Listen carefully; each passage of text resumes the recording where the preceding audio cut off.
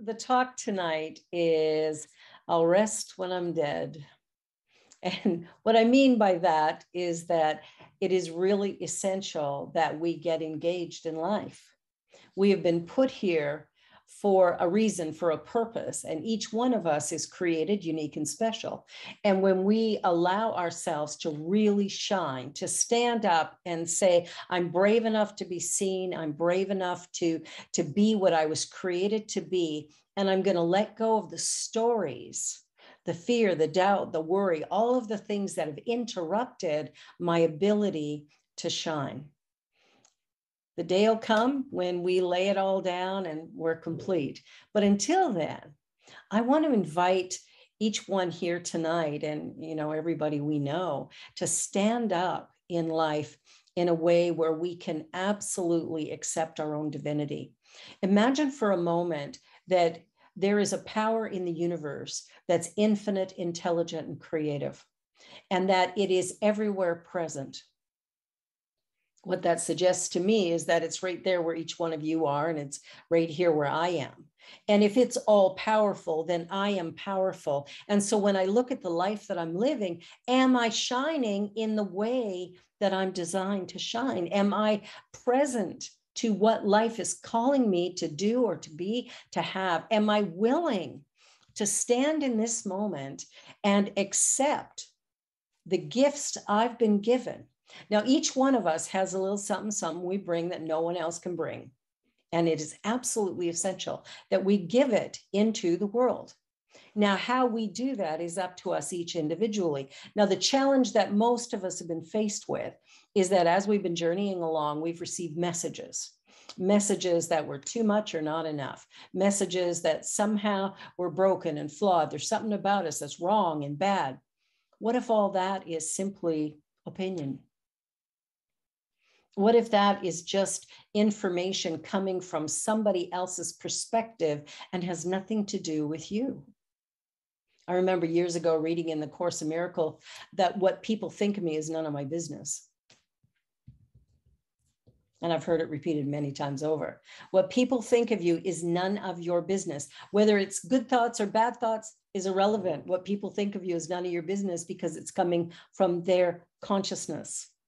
And it is an idea that they've decided about you. And even if it's your parents, your siblings, your spouse, your neighbor, your best friend, it's irrelevant. There is within each one of us this seed of truth, this divine essence, this part of us that has never been harmed by anything, the very essence of our being. And when we tap into that and begin to express that, what happens is we start to live life in a whole new way. There's greater joy, there's greater peace, there's a greater sense of connection with each other. And as we release our hurt feelings and stand more in our strength and our passion, our desires and our purpose, what happens is we begin to see how the world around us becomes a little kinder, a little bit nicer, a little more loving.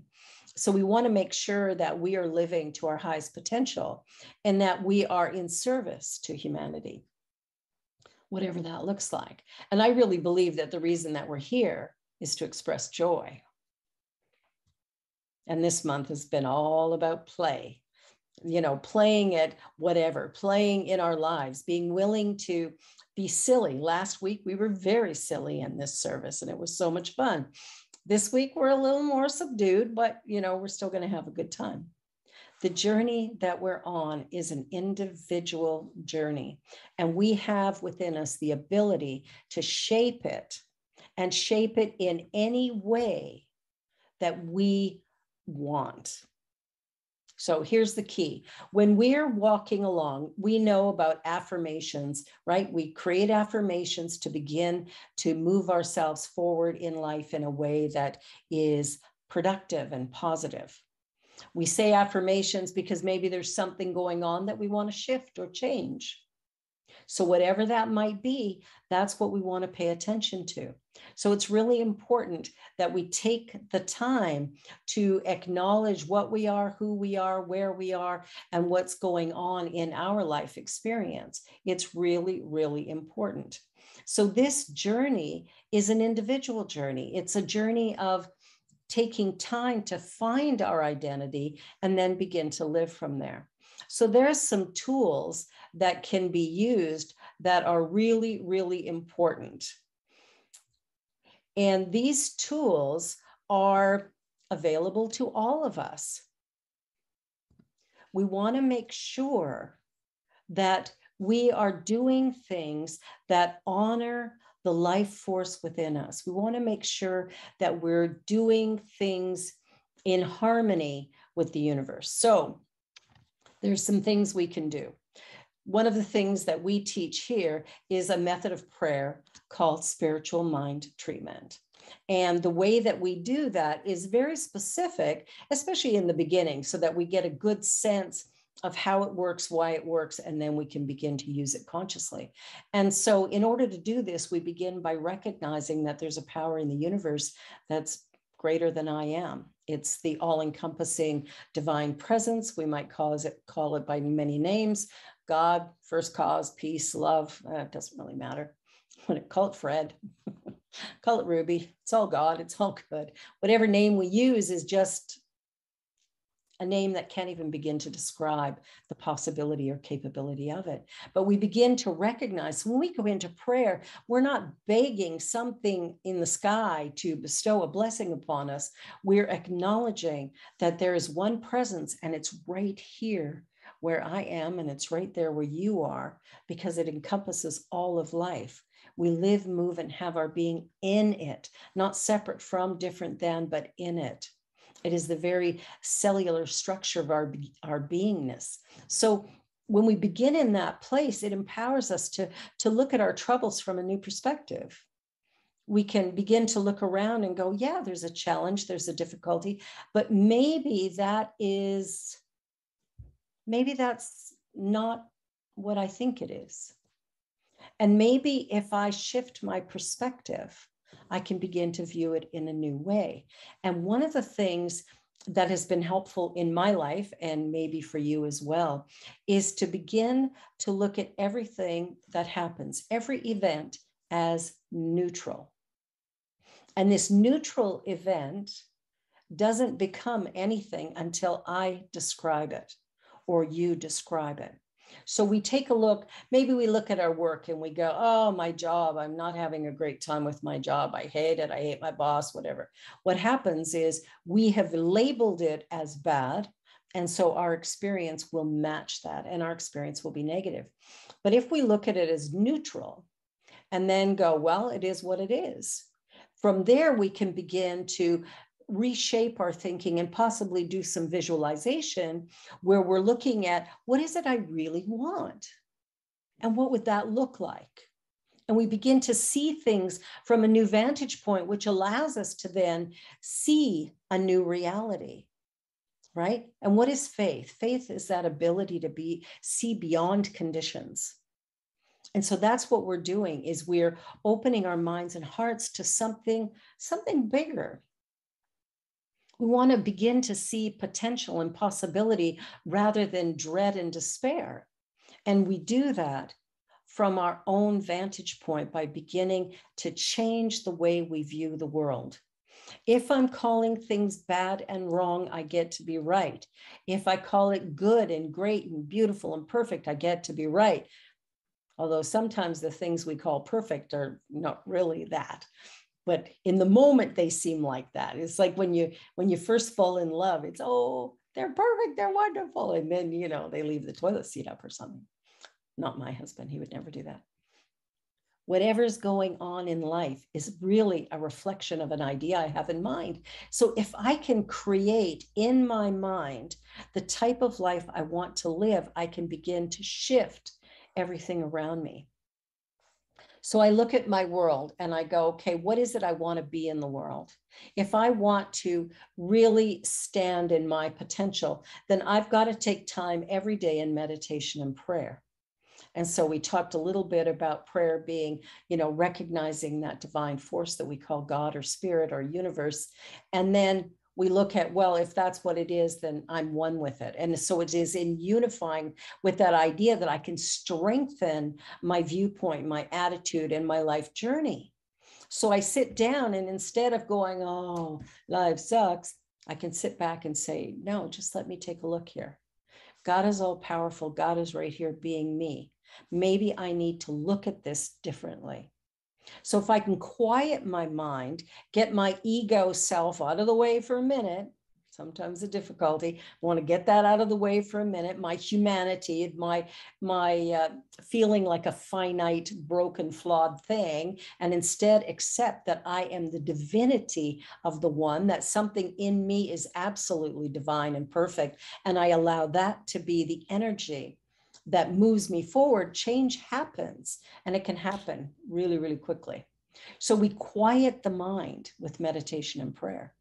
We take some time every day in the silence, not because we like to sit in silence, because I think probably most people don't, but when we're sitting in the silence, we have an opportunity to just breathe and listen. And sometimes we get a message.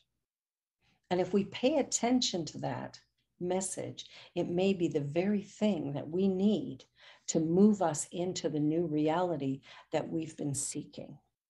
So our visualizing can be one of two things. It can be a visioning exercise where we just open up and become that conduit of good, or it can be a visualization where I go, I know exactly what it looks like, and I begin to see what it looks like. And from there, I go, okay, this is absolutely what I love.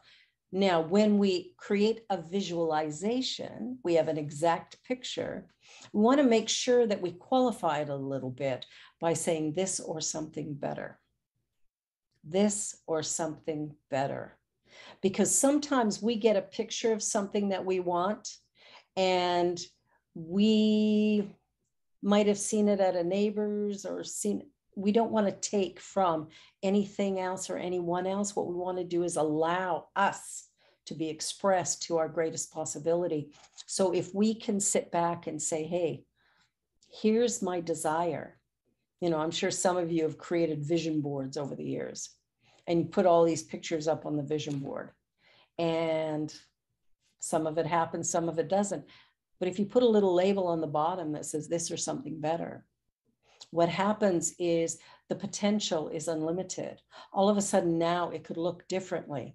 I remember years ago when I bought my first hybrid car, I had been looking at hybrids about 6 months earlier, and the only thing I could find was a Honda Accord, I think, in silver. It seems like the majority of the cars in the universe are silver, so I didn't want a silver one. But I put it on my vision board with this or something better. And a couple of months later, I'm out test driving minivans, because, you know, that's a good idea. So I'm test driving these minivans, and I pull into the parking lot at Toyota, and there's this kind of apple green Toyota Camry hybrid. It was the first year they'd come out with them. And the guys got me test driving the minivan, and I look over and I go, I want to test drive that, work out the numbers on that. And he's looking at me like, what just happened here? But it was like I saw something that spoke to me. So that was I think that was on a Saturday, and we drove it off the lot Monday. Love that car so much. It was a journey of, you know, putting up this silver Accord and ending up with this green Camry that had not existed before.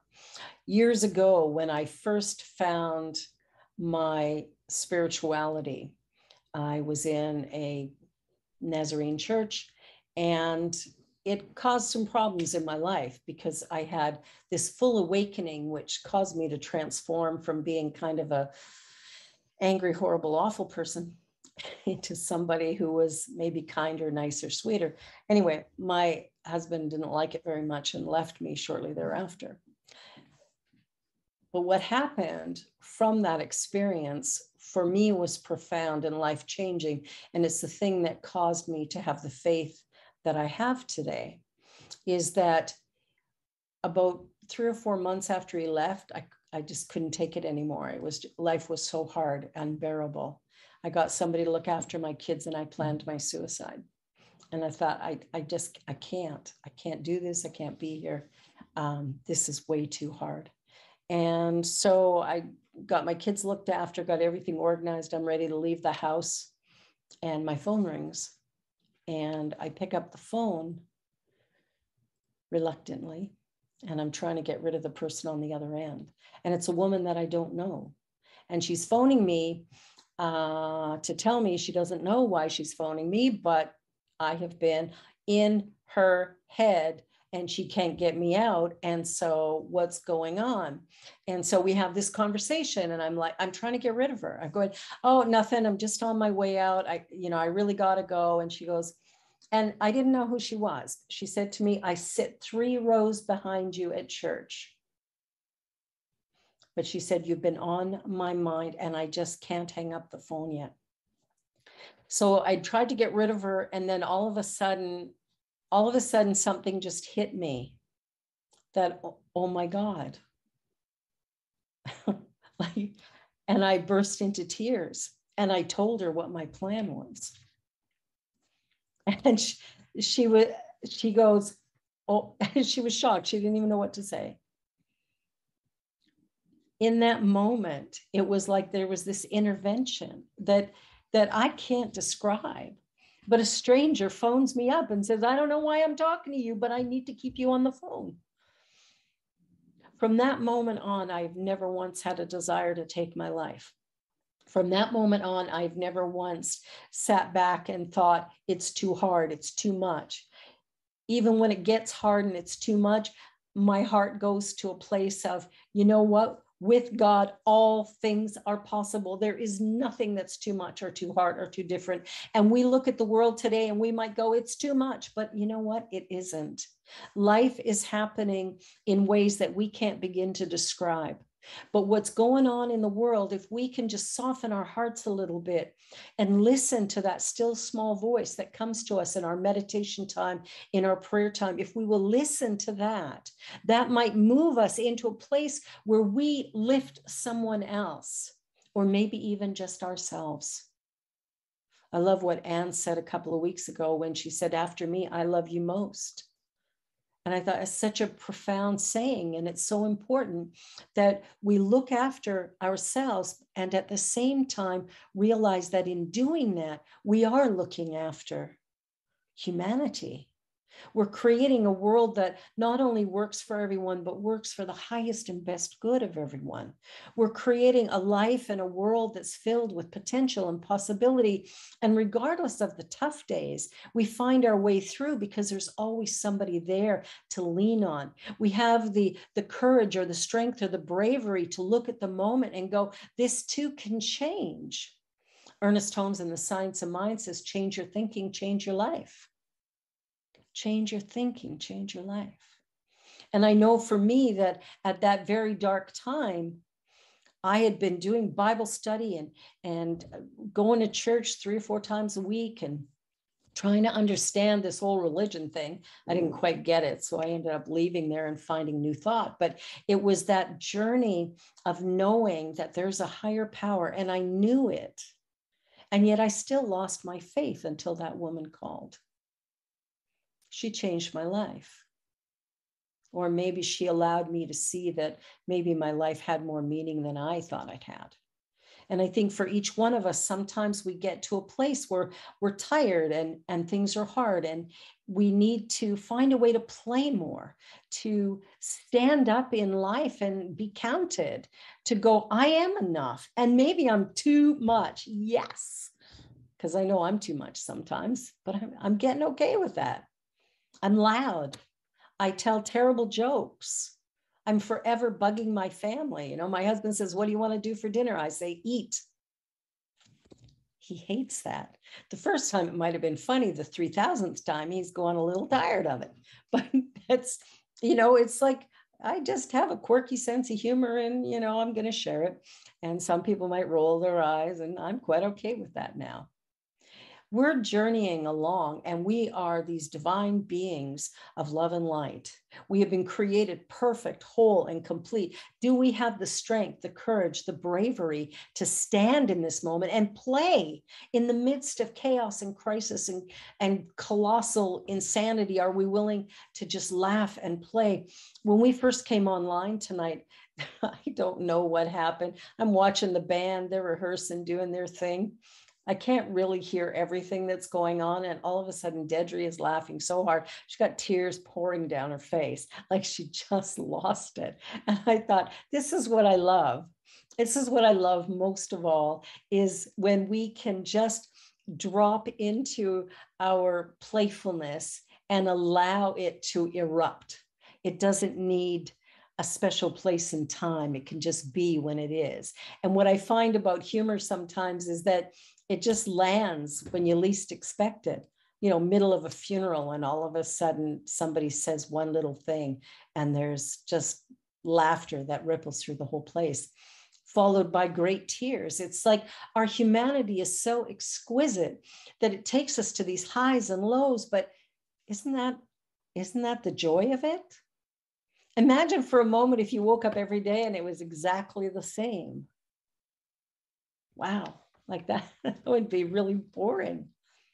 We have excitement and we have delight and we have the ability to actually influence our life experience through the thoughts that we think. If we're constantly complaining and griping, guess what? That's what life is going to look like. If we're willing to look at some days as, you know, well, I'd like a do-over on this one, but instead I'll just go to sleep and wake up tomorrow feeling better and decide to have an amazingly awesome day. We get to choose. Our thinking goes into the law of mind and produces a result. Just like if I'm planting carrots, I plant a seed in the ground, I end up with carrots in the fall. We are dealing with cause and effect. What we think about, we bring about. What we're focusing on becomes our reality. Where is our attention today? Are we watching the news 24/7?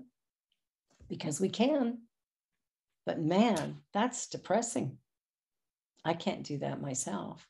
I watch very little of it because I find that when I watch it, it puts me into this place of, oh my gosh, look what's happening. It's terrible, awful, horrible. And my mind goes there. It goes into this pit.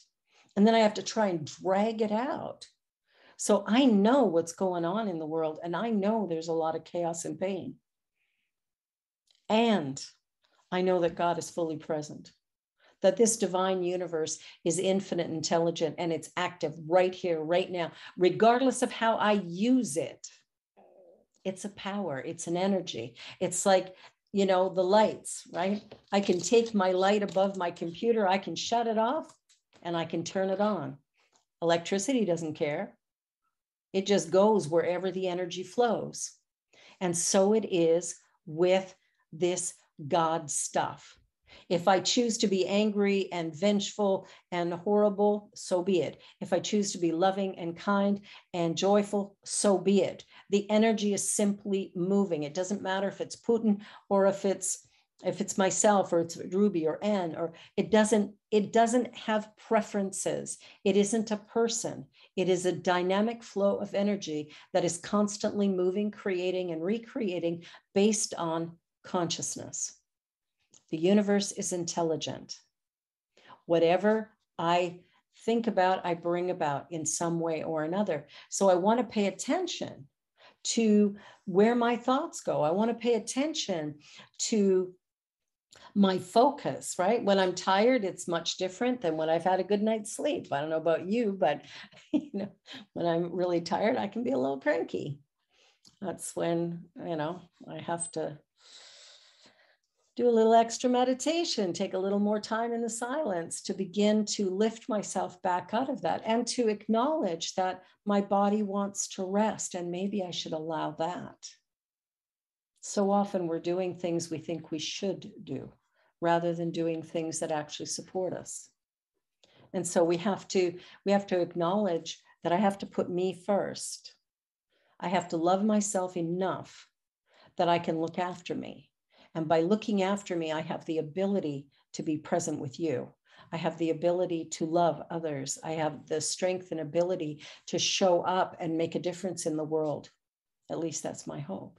So whatever we're doing, we can do it consciously or we can fall asleep at the wheel. Whatever we're doing, we're having an impact on the world around us. Our thoughts create. Thoughts are things. And so when we look at this idea of prayer and or spiritual mind treatment, whatever you want to call it, we acknowledge that there's one power in the universe and we recognize it's right here where I am. I am one with it. And then I state for my life what it is that I truly desire. So if I want a life of peace, I don't talk about war. I talk about peace. I talk about love. I talk about compassion and kindness, and I choose to be that to the very best of my ability, moment by moment. And then relax into a place of gratitude for all of the beauty and wonder and magnificence that has appeared in my life. And it is in doing that consistently. Our spiritual practice isn't a one-off any more than eating is a one-off or exercise is a one-off. It's a requirement of our life. It's like drawing a breath. The more I can take time in the silence, the more that I listen to that still small voice, the more that I allow myself to just simply be as I was created, the more likely I am to have a life that is joyful and successful and positive and fun. Can I be brave enough, courageous enough to just be me, regardless of what other people think? Truth is, not everybody's going to like me. Not everybody's going to like you. Do you love yourself enough to be okay with that and simply be who God created you to be? I used to have a little picture on my fridge of a little boy, and underneath it just said, God doesn't make junk. And I think that's a really important thing for us to remember, especially on the days when we're struggling, when we've listened to a little too much news and we feel like the world is falling apart. Well, maybe it is. Maybe it falls apart to fall together.